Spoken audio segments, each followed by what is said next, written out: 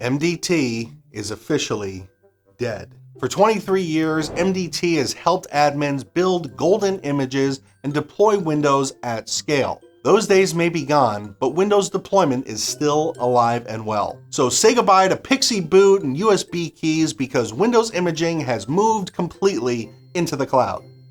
Now, I've covered imaging all of your cloud systems many times on this channel, but what about all your physical devices? Well, Microsoft's solution is something called Windows Autopilot. And if you're coming from a tool like MDT, then this is going to be very different. And there's also two different ways to use Autopilot that I'm going to show you because they are for very different scenarios. Today, you might bring your own device for work or get one ordered and shipped to you from companies like Dell or HP. Or you might even get it from some local retailer. And those computers come with Windows already installed. So Windows Autopilot does not re-image devices like MDT would have. It configures those devices based on the user who's signing in.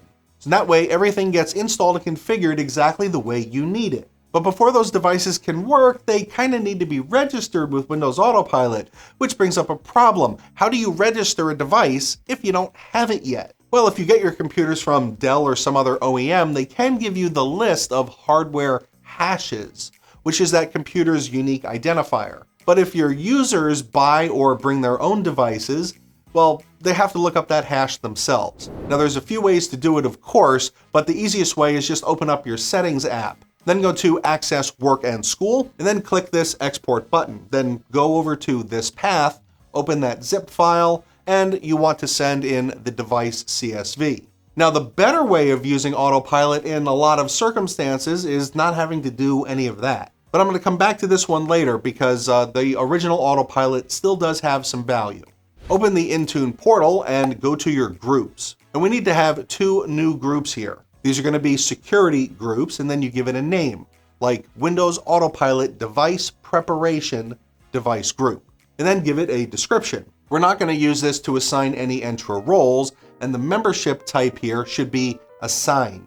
Now, the most important part here is the owner. So click that link and do a search, type in Intune, and you want the Intune provisioning client. And then you want to repeat all those steps for the Windows Autopilot Device Preparation Users Group. Then in Intune, we want to go to the Devices section and scroll down to Enrollment. Scroll down here until you see this Autopilot section, and this in itself is a little bit confusing. So we have this device prep, which is also called Autopilot V2, and then we have this other section, which is the original Autopilot. Now, both of them still do work, and we're going to cover both of them, but it's that old way that requires a dynamic device group with a query, and then you get the hardware hashes and have to upload them all through a CSV file. But since, of course, we don't have those computers yet, we don't know what those hashes are, and that's where this new V2 device preparation method solves that problem. Now create a new policy, click next here on the intro, and then give your policy a name and a description, and then click next. Search for the device group that we just created, and then click next. And here's where you configure UBI, or the out-of-box experience. The deployment mode here is going to be user-driven, and this is for a single user, and there's currently no other options here to pick from. The join type is intra-cloud join only, and the user type that I prefer most of my users to have is standard user. Now, I think that the error timeout here should be shorter than 60 minutes, just so people aren't sitting around waiting, but don't make it too short, then all of your apps and your scripts won't have time to actually finish. And if the users do get an error, they're going to see this message. And optionally, you can let the users skip the setup if things start failing. And you definitely want to leave the diagnostic link on, which is going to make your life easier if you run into trouble. And you can also include some apps here, which is as easy as clicking on the plus and then selecting from any of the apps that you have registered.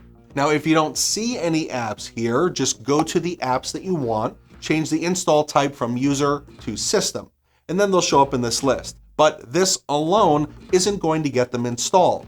They still need to be assigned to the Autopilot devices group so that they're entitled. This list just functions as the first priority to get installed. You can also add some scripts to run against that device in the same way. But if you don't see any here, for that you're going to need to go back to Devices and then scroll down to Scripts and Remediation. Click on Platform Scripts and then click Add. Choose Windows 10 and later, give it a name and a description, and then you want to click the folder here so that you can browse for the PowerShell script. And I generally suggest not running the script as the logged on user credentials. The script check section here is up to you, and I would run it in 64-bit mode unless you have a specific reason to use 32-bit. Then click Next, and make sure it's assigned to the Autopilot devices group, and then you can finish. Then go back to your Autopilot profile, go to the script section, add your new script, and there you go. Click Next when you're done with all that, and then you can set whatever scope you need, then click Next. And for the assignment here, we want to search for the Windows Autopilot users group that we created. Click Next, and then click Save. Now with everything set up, you can go back to the Autopilot users group, add a new user here who's going to need a new device.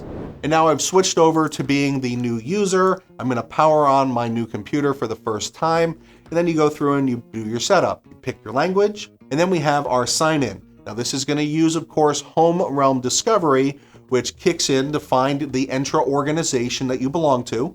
When you have MDM enabled in that organization, it'll also see that you're tied to an Intune tenant. That Intune is configured with Windows Autopilot v2, and that's going to check if your user is in the right group to be entitled, which they are, and then Autopilot takes over, giving the user the UBI experience that I want, installing all the apps, running the configuration scripts that they need, and then they're ready to go. Now, there is still a reason to use the original Autopilot. Let's say that you don't allow personal devices in your environment. Well, for that, first, you should go to your devices, then enrollment, and then go to the device platform restrictions. Go to all users over here and click the edit link, then set all the personal devices to blocked. And that way they must have a corporate issued device. Then back in the Autopilot section, go to devices, and here's where you would import that hash CSV from your OEMs. Then go back and click on the deployment profiles. Create a new profile for Windows PCs, give it a name and a description, and I suggest that you don't convert all devices to Autopilot because that'll really affect everything. Click Next, and here we have a lot more UBI options. You get to pick a new deployment mode where the computers don't have to be registered with the user, and this helps if IT is setting up a new fleet of computers. But picking that will lock out some of the other settings because you're going to choose them during the setup manually. Now, if you stick with the user-driven, you get to choose between Cloud Join and Hybrid Join. Then you can also hide the license and privacy agreements. And just like in v2, you can force the users to be an admin or a standard user. Now, pre-provisioned deployments are kind of cool if IT is building that new fleet of computers. You can enable this, and then you can press the Windows key 5 times, and that'll just bypass UBI completely, but still install all the apps and other profiles. Then you can just box it back up, send it to the user, and they can go through UBI to personalize the system. Then you pick your language, your region, and your keyboard. And the device name template is another benefit. Here you can set a specific naming pattern for all of your devices if you're into that sort of thing. Then you click Next, assign it to your device group, click Next, and create. And their UBI experience will be very different than v2. Now, you still have to separately assign any apps to the users directly or to the devices group, depending on how the app setup is configured. But the biggest benefit is that v2 experience. You don't have to pre-register all of those devices with the hardware hash, but it does have some limitations as well. And if MDT taught us how to deploy Windows, the cloud teaches us how to keep Windows compliant and updated and deployable at any scale for any type of device. But after you set up those devices, what should you do next? Well, click right here and find out. And happy learning.